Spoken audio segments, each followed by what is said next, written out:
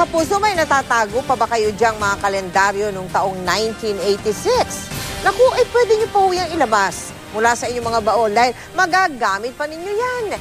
Parehong-pareho po kasi ang mga araw at petsa noong 1986 at ngayong 2014. Nakatutok si Cara David.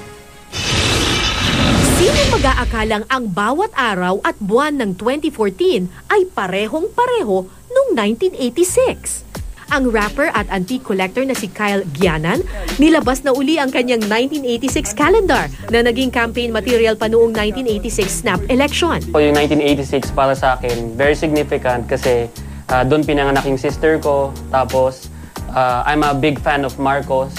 So, yung snap elections na collectibles, panay 1986. Marami nag-offer sa akin pero parang ayokong bitawan kasi baka wala na akong mahanap.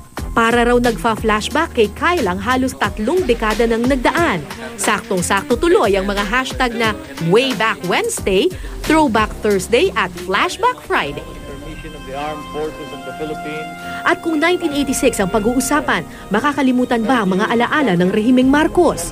Noong panahong iyon, bumagsak ang diktadoryang Marcos sa pamamagitan ng isang mapayapang revolusyon at naluklok sa pwesto si Cory Aquino.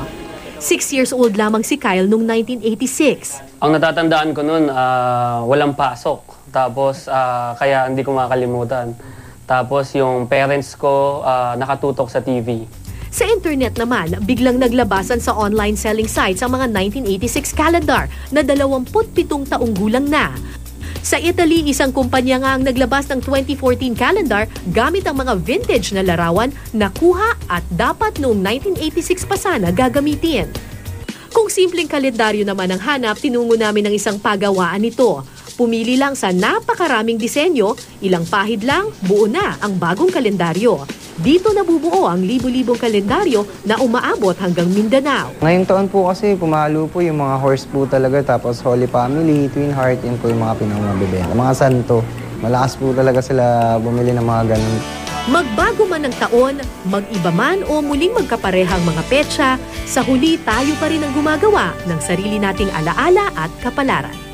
Cara David, Nakatutok, 24 Oras.